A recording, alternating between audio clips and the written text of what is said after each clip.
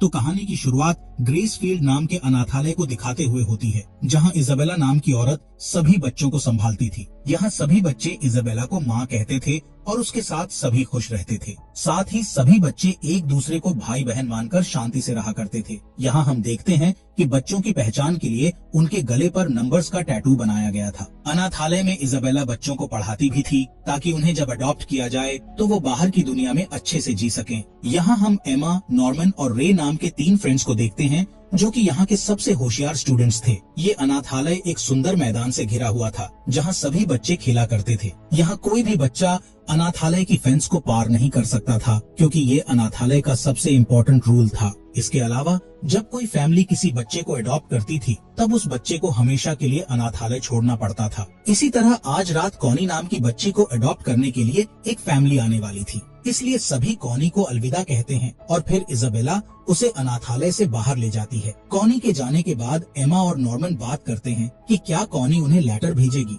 असल में अनाथालय से जाने वाले बच्चे वादा करते थे कि वो बाहर जाकर अपने फ्रेंड्स को लेटर जरूर भेजेंगे, लेकिन आज तक किसी भी बच्चे ने अनाथालय में लेटर नहीं भेजा था। इसी दौरान एमा और नॉर्मन की नजर कॉनी के फेवरेट टेडी पर जाती है, जिसके बिना कॉनी कहीं भी नहीं जाती थी, इसलिए वो कॉनी के टेडी को उसे देने का सोचते हैं। तब रे कहता है कि मेन गेट की लाइट अभी भी चालू है, जिसका मतलब कॉनी अभी भी यहीं पर है, इसलिए तुम जल्दी से उसके टेडी को देकर आ जाओ। जिस पर एमा और नॉर्मन जल्दी से गेट की ओर भागते हैं। यहाँ गेट पर उन्हें एक ट्रक दिखाई देता है। जब वो उस ट्रक के अंदर देखते हैं तो वो दोनों बुरी तरह डर जाते हैं। असल में इस ट्रक के अंदर कॉनी की डेड बॉडी रखी हुई थी और उसके सीने पर एक फूल लगा हुआ था। तभी उन्हें वहाँ किसी के आने की आवाज सुनाई देती है, इसलिए वो जल्दी से ट्रक के नीचे छुप जाते हैं। जिसके बाद वहाँ 2 बड़े बड़े डीमंस आते हैं जो कॉनी की बॉडी को एक कैप्सूल में डाल देते हैं। इन डीमंस को देखकर एमा और नॉर्मन बुरी तरह डर जाते हैं और उनको बात करते हुए सुनते हैं, जहाँ डीमंस कहते हैं कि इस जगह पर रहने वाले इंसानों का मीट काफी अच्छी क्वालिटी का होता है और इन इंसानों को सिर्फ हमारे लिए पाला जाता है। यहाँ एमा और नॉर्मन को समझ आ जाता है कि उनका अनाथालय इंसानों का एक फार्म है, जहाँ सभी बच्चों को डीमंस के खाने के लिए रखा जाता है और एक दिन डीमंस सभी को खा जाएंगे। इसी बीच वहाँ इजाबेला आ जाती है, जो दोनों डीमंस से वादा करती है कि वो अगली बार उनके लिए इंटेलिजेंट बच्चा लाएगी। असल में जो बच्चे इंटेलिजेंट होते थे उनका मीट अच्छी क्वालिटी का माना जाता था। इसी दौरान डीमंस को एमा और नॉर्मन की खुशबू आ जाती है, इसलिए वो चारों तरफ चेक करने लगते हैं। लेकिन जब वो ट्रक के नीचे देखते हैं तो उन्हें सिर्फ कॉनी का टेडी दिखाई देता है, जिसे उठाकर वो इजाबेला को दे देते हैं। इस टेडी को देखकर इजाबेला को शक हो जाता है कि यहाँ जरूर कोई बच्चा आया था। इस बीच नॉर्मन और एमा वापस अनाथालय की ओर भागते हैं, जहाँ एमा अचानक गिर जाती है और रोने लगती है। उसे अभी भी विश्वास नहीं हो रहा था कि उसकी माँ एक बुरी इंसान है और वो जहाँ रहते हैं वो अनाथालय नहीं बल्कि इंसानों का फार्म है। तब नॉर्मन उसे शांत करने की कोशिश करता है और उसे दिलासा देता है कि हमें यहाँ से भाग जाना चाहिए, जिस पर एमा कहती है कि हम अकेले नहीं भागेंगे बल्कि अनाथालय के बाकी बच्चों को भी साथ लेकर जाएंगे। अगले दिन एमा और नॉर्मन अनाथालय की फेंस के पास जाते हैं, जहां नॉर्मन कहता है कि हमें यहाँ से भागने के लिए एक अच्छी प्लानिंग करनी होगी और जब हमारी प्लानिंग कंप्लीट हो जाएगी तब हम बाकी बच्चों को इस बारे में बता देंगे। इसके बाद दोनों उस एरिया की जांच करने के लिए फेंस को पार करते हैं, जहां उन्हें पता चलता है कि फेंस की दूसरी साइड एक बहुत ऊंची दीवार है जिसे पार करना नामुमकिन था। इसलिए वो सोचते हैं कि उन्हें एक रस्सी लेकर यहाँ वापस आना होगा। दूसरी तरफ सारे बच्चे मैदान में खेलना बंद कर देते हैं क्योंकि उनमें से एक लड़की गायब हो गई थी। तब इजाबेला वहाँ आती है, जो जल्दी से अपनी घड़ी निकालकर देखती है और जंगल की ओर चली जाती है, जिसके बाद वो कुछ ही सेकंड में उस खोई हुई लड़की को अपने साथ मैदान में ले आती है। ये देखकर एमा और नॉर्मन समझ जाते हैं कि इजाबेला ने सभी बच्चों पर ट्रैकर लगाया है, जिसकी मदद से वो हर बच्चे की लोकेशन का पता लगा लेती है। अगले दिन एमा और नॉर्मन जंगल में जाते हैं और एक पेड़ में कुछ रस्सियां छिपाते हैं, जिस दौरान उनका फ्रेंड रे वहां आ जाता है और उन्हें रंगे हाथों पकड़ लेता है। तब नॉर्मन उसे सब कुछ बता देता है, जिस पर रे को उनकी बातों पर विश्वास हो जाता है, इसलिए वो भी उनकी मदद करने का कहता है। इसके बाद वो रिसर्च करने के लिए लाइब्रेरी में जाते हैं, जहाँ वो देखते हैं कि सभी बुक्स पर उल्लू का स्टैंप लगा हुआ है, जिसके चारों ओर एक कोड लिखा हुआ है। जब वो उस कोड को डिकोड करते हैं तो उन्हें पता चलता है कि मिनर्वा नाम का आदमी अनाथालय की सारी सच्चाई जानता है और बुक्स के जरिए उन्हें बताना चाहता है कि सभी बच्चों को अनाथालय से भाग जाना चाहिए। इसके बाद शाम को इजाबेला सभी बच्चों को अपनी नई असिस्टेंट क्रोन से मिलवाती है। क्रोन के यहाँ आने से एमा और नॉर्मन का भागने का प्लान और भी टफ हो जाता है, क्योंकि अब बच्चों की देखभाल के लिए अनाथालय में 2 औरतें थीं, जिनसे बचना उनके लिए काफी मुश्किल होने वाला था। यहाँ इजाबेला क्रोन को एमा, नॉर्मन और रे की प्रोफाइल दिखाते हुए कहती है कि मुझे लगता है ये तीनों बच्चे अनाथालय की सच्चाई जान चुके हैं, इसलिए तुम्हें तीनों पर नजर रखनी होगी। अगले दिन वो तीनों सभी बच्चों को एक स्पेशल गेम खिलाते हैं। इस गेम के जरिए वो दूसरे बच्चों को सिखाना चाहते थे कि अगर उन्हें कभी यहाँ से भागना पड़े तो वो छिपकर भाग सकते हैं। लेकिन तभी क्रोन उनकी बातें सुन लेती है और उनके साथ गेम में शामिल हो जाती है, जिसके बाद सभी बच्चे गेम शुरू करते हैं और क्रोन उन्हें पकड़ने लगती है। यहाँ क्रोन सभी को पकड़ लेती है, लेकिन नॉर्मन को नहीं पकड़ पाती। इसी रात तीनों एक साथ मिलते हैं, जहाँ नॉर्मन कहता है कि मुझे लगता है कि बच्चों में कोई एक इजाबेला का जासूस है, जो हमारी हर एक हरकत के बारे में इजाबेला को बता रहा है। नॉर्मन को लगता है कि ये जासूस बड़ी उम्र का बच्चा है, इसीलिए वो जासूस का पता लगाने के लिए अपनी उम्र के बच्चे डॉन और गिल्डा को सच्चाई बताने का फैसला करते हैं। यहाँ डॉन को उनकी बातों पर विश्वास नहीं होता है, इसलिए वो निराश होकर रे को पीटने लगता है। तब एमा एक बार फिर उन्हें बताती है कि हमने जो भी कहा वो सब सच है और तुम्हें हम पर विश्वास करना होगा। ये सुनकर गिल्डा एमा की बातों पर विश्वास कर लेती है, क्योंकि वो जानती थी कि एमा इजाबेला से बहुत प्यार करती है, इसलिए वो कभी भी उनके बारे झूठ नहीं बोलेगी। इसके बाद नॉर्मन डॉन और गिल्डा को उनके द्वारा छुपाई गई रस्सियों की जगह के बारे में बताता है। इसी रात हम एक अनजान बच्चे को देखते हैं, जो कि इजाबेला का स्पाई था। वो इजाबेला को दरवाजे के नीचे से एक नोट देता है, जिसमें रस्सियों के बारे में लिखा था और साथ ही लिखा था कि नॉर्मन एक बुरा इंसान है। अगली सुबह एमा, नॉर्मन और रे देखते हैं कि उनकी छुपाई रस्सियों को इजाबेला ले गई है। अब क्योंकि इन रस्सियों के बारे में उनके अलावा सिर्फ डॉन और गिल्डा ही जानते थे, इसलिए सारा शक उन्हें डॉन और गिल्डा पर जाता है। लेकिन तभी नॉर्मन बताता है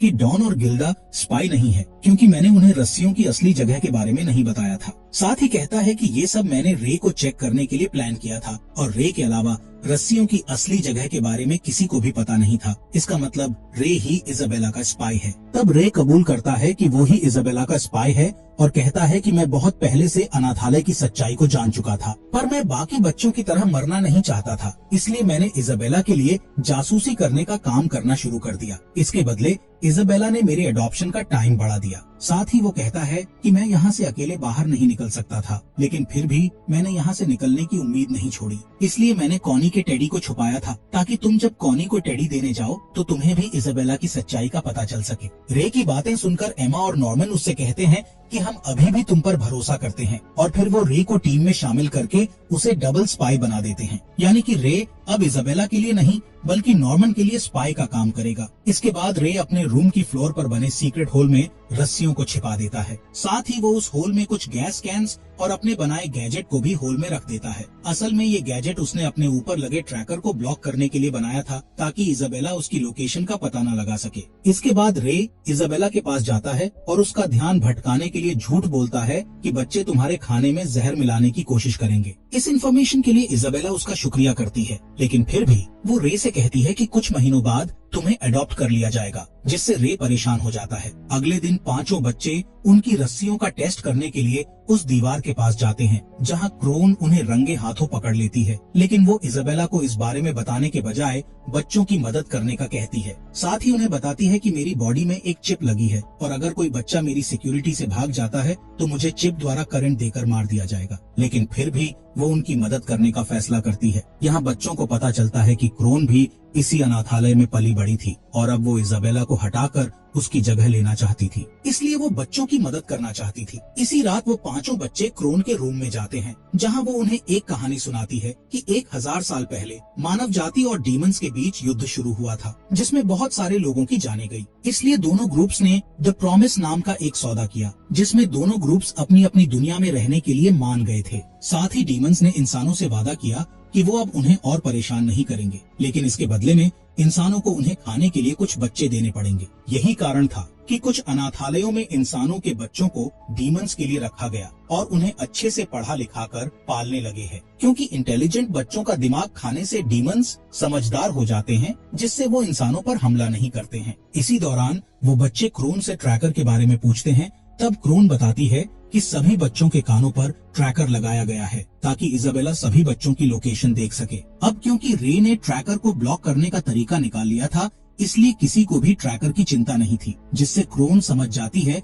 कि बच्चों को ट्रैकर ब्लॉक करने का तरीका मिल गया है, इसलिए वो उनके तरीके का पता लगाने कहती है। अगले दिन सभी बच्चे जब खेलने के लिए बाहर जाते हैं, तब क्रोन ट्रैकर को ब्लॉक करने वाले गैजेट को ढूंढने के लिए बच्चों के बेडरूम में जाती है, जिस दौरान गिल्डा उसे विंडो से देख लेती है और जल्दी से अपने साथियों को इस बारे में बता देती है, जिससे बच्चे उस ब्लॉकर को एक पिग टेडी में रख देते हैं, जिसे क्रोन ने पहले ही चेक कर लिया था। इसके बाद क्रोन को रे का सीक्रेट होल मिल जाता है, जिसे खाली देखकर क्रोन को शक होता है, इसलिए वो फिर से रूम की तलाशी लेने लगती है और उस पिग टेडी को उठा लेती है, जिस दौरान वहाँ इजाबेला आ जाती है और क्रोन को एक लेटर देते हुए बताती है कि तुम्हें दूसरे अनाथालय में माँ की पोस्ट दी गई है, इसलिए तुम्हें अभी यहाँ से जाना होगा। ये सुनकर क्रोन को कुछ ठीक नहीं लग रहा था, इसलिए वो जाने से पहले 5 बच्चों के लिए एक स्पेशल पेन छोड़कर चली जाती है। जब क्रोन मेन गेट पर पहुंचती है तो उसकी मुलाकात अनाथालय की सुपरवाइजर से होती है, जिसे सभी लोग दादी के नाम से जानते थे। यहाँ क्रोन दादी को अनाथालय में हुए इंसिडेंट के बारे में बताती है,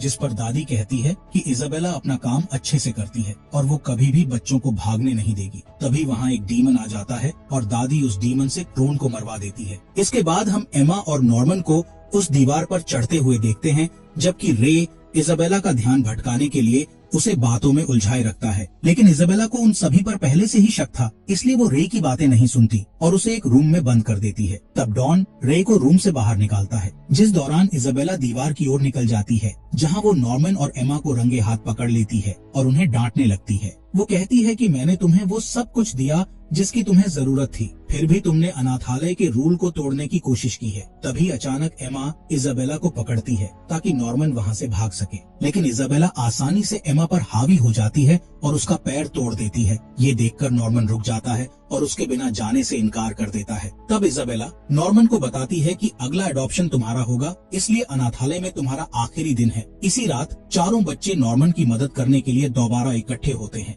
जिस पर नॉर्मन उनसे कहता है कि अगर मुझे दूसरों की रक्षा करनी है तो मैं खुशी से अपना बलिदान दे दूंगा। इसके बाद नॉर्मन अपना सामान पैक करने लगता है, जिस दौरान उसे एक पेन मिलता है जो कि क्रोन ने उनकी हेल्प के लिए रखा था। अगले दिन नॉर्मन कुछ जानकारी इकट्ठा करने के लिए रस्सी के सहारे दीवार पर चढ़ जाता है। तब उसे पता चलता है कि दीवार की दूसरी साइड काफी गहरी खाई है, जिस वजह से वो आसानी से दीवार पार नहीं कर सकते थे। खैर, नॉर्मन वापस अनाथालय में आता है और अपने दोस्तों के लिए एक कागज पर ड्राइंग बनाता है और उन्हें उस खाई को पार करने के लिए एक पुल खोजने का कहता है। इसी शाम नॉर्मन को अनाथालय से बाहर जाना था, इसलिए वो सभी बच्चों से अलविदा कहता है। तब एमा बुरी तरह रोने लगती है, क्योंकि उसे पता था कि वो डीमन नॉर्मन को खा जाएगा। इसके बाद इजाबेला नॉर्मन को मेन गेट पर ले जाती है, जहां नॉर्मन की मुलाकात पीटर नाम के आदमी से होती है। यहाँ पीटर नॉर्मन को समझाता है कि वो डीमंस को खाना खिलाने वाले ऑपरेशन का लीडर है, और फिर वो नॉर्मन को सभी चीजें डिटेल में बताने लगता है, जिस पर नॉर्मन कहता है कि तुम्हें मुझको कुछ भी बताने की जरूरत नहीं है, क्योंकि मैं यहाँ मेरी मर्जी से आया हूँ। इसी बीच एक डीमन वहाँ आता है और नॉर्मन को मार डालता है। यहाँ एमा बहुत उदास थी और वो अपनी चोट के कारण कुछ भी नहीं कर सकती थी। तब इजाबेला एमा से कहती है कि मैं चाहती हूँ कि तुम इस अनाथालय की अगली माँ बनो। ये सुनकर एमा बहुत परेशान हो जाती है। दूसरी तरफ रे अब अकेला हो चुका था, जिस वजह से उसकी यहाँ से बाहर निकलने की सारी उम्मीदें खत्म हो चुकी थी। इसी बीच इजाबेला रे को बताती है कि एडॉप्शन के लिए अगला नंबर तुम्हारा ही है। इसी रात एमा रे के पास आती है और उसे बताती है कि उसके पास एक प्लान है, लेकिन रे के पास पहले से ही एक प्लान होता है, इसलिए वो अपने प्लान के हिसाब से खुद को आग लगा लेता है। जैसे ही आग की लपटें रूम में फैलती हैं, एमा रोने लगती है, जिसकी आवाज सुनकर इजाबेला वहाँ आ जाती है। तब एमा उसे रोते हुए बताती है कि रे ने तुम्हारी वॉच के साथ खुद को आग लगाकर सुसाइड कर लिया है। ये सुनकर इजाबेला जल्दी से आग बुझाने की कोशिश करती है। असल में उसकी वॉच बहुत इम्पोर्टेंट थी, क्योंकि उसी के जरिए वो सभी बच्चों की लोकेशन देखा करती थी। यहाँ इजाबेला जैसे ही पीछे मुड़ती है तो देखती है कि एमा वहाँ से जा चुकी है। असल में ये सब उनके प्लान के हिसाब से हो रहा था। खैर, एमा सभी बच्चों को लेकर भाग जाती है, जहाँ रे भी उसी के साथ होता है। यहाँ से हमें एक फ्लैशबैक दिखाया जाता है, जिसमें नॉर्मन के जाने के बाद एमा को उसका लेटर मिला था। इस लेटर में नॉर्मन ने यहाँ से भागने के कुछ तरीके लिखे थे और उस स्पेशल पेन को भी लेटर के साथ रख दिया था। जिसके बाद एमा ने वो लेटर डॉन और गिल्डा को दे दिया, ताकि वो बच्चों के साथ मिलकर प्लान पर काम करते रहें। दूसरी तरफ इजाबेला को एमा पर शक न हो, इसलिए वो उसके सामने उदास होने का नाटक करने लगी थी। इस प्लान के बारे में एमा ने रे को नहीं बताया था, क्योंकि इजाबेला हमेशा रे पर नजर रखती थी। यहाँ हमें पता चलता है कि जब रे खुद को आग लगा रहा था, तब एमा ने उसके ट्रैकर को चाकू से बाहर निकालकर आग में फेंक दिया था और फिर इजाबेला को रे की मौत के बारे में झूठ बोलकर उसे चकमा दे दिया था, जिसके बाद उसने सभी बच्चों की चिप को चाकू से हटा दिया। लेकिन वो सबसे छोटे बच्चों को अपने साथ नहीं ले जा सकते थे, इसलिए एमा ने उनसे वादा किया कि वो उन्हें लेने जरूर आएंगे। इसके बाद कहानी प्रेजेंट में शिफ्ट होती है, जहाँ सभी बच्चे एक एक करके उस दीवार पर चढ़ जाते हैं और अपनी रस्सियों को चट्टान की दूसरी ओर फेंक देते हैं, जिसके बाद वो सभी दूसरी तरफ पहुंचने के लिए हैंगर्स का यूज करते हैं। यहाँ एमा को छोड़कर बाकी के सभी बच्चे दूसरी साइड पहुंच जाते हैं। तभी वहाँ इजाबेला आ जाती है, जो एमा से कहती है कि मैं भी तुम्हारी तरह मासूम थी और मेरा एक बॉयफ्रेंड भी था। फिर एक दिन मुझे पता चला कि मैं प्रेग्नेंट हूँ, इसलिए मैंने इस जगह से भागने की कोशिश भी की थी। लेकिन जब मैं इस दीवार पर खड़ी थी तब मुझे एहसास हुआ कि मैं यहाँ से कभी नहीं भाग पाऊंगी। इसके बाद वो बताती है कि जब मेरा बच्चा हुआ तब उसकी कुछ समय बाद डेथ हो गई थी, इसलिए मैंने इस अनाथालय की माँ बनने और बच्चों को अच्छी जिंदगी देने का फैसला किया था। यहाँ ये भी चलता है कि जब बच्चों को डीमंस के हवाले किया जाता था तब इजाबेला को बहुत दुख होता था, लेकिन वो ये सब इंसानों को बचाने के लिए कर रही थी। यहाँ इजाबेला एमा को बताती है कि तुम मेरी फेवरेट हो, लेकिन अभी भी इजाबेला एमा को धमकी देती है कि अगर वो यहाँ से भागने की कोशिश करेगी तो वो रस्सी काटकर उसे नीचे गिरा देगी, जिस पर एमा कहती है कि माँ मुझे आप पर विश्वास है कि आप ऐसा नहीं करोगी। जिसके बाद एमा उस रस्सी से दूसरी ओर जाने लगती है। ये देखकर इजाबेला रस्सी काटने के लिए अपना चाकू निकाल लेती है, लेकिन वो उस रस्सी को नहीं काटती। इजाबेला दीवार पर खड़ी होकर गर्व से सभी बच्चों को दौड़ते हुए देखती है। तभी उसे याद आता है कि रे मैदान में बैठकर जिस सॉन्ग को गा रहा था वो सॉन्ग इजाबेला अपने प्रेगनेंसी टाइम में गुनगुनाती थी, जिससे इजाबेला को एहसास होता है कि रे ही उसका बच्चा था जो कि बचपन में ही खो गया था। यहाँ सभी बच्चे जंगल में अपना रास्ता बनाना शुरू करते हैं। तब एमा बच्चों को वो पेन दिखाती है, जिसे ओपन करने पर उसमें से एक उल्लू बाहर निकलता है, जो कि सभी बच्चों को शहर की ओर ले जाने लगता। इस बीच इजाबेला पीटर और दादी से मिलने जाती है और सभी बच्चों के भागने के पीछे खुद को जिम्मेदार मानती है, इसलिए पीटर उसे सजा के तौर पर एक डीमन के हवाले कर देता है। और इसी के साथ ये मूवी यहीं पर खत्म हो जाती है।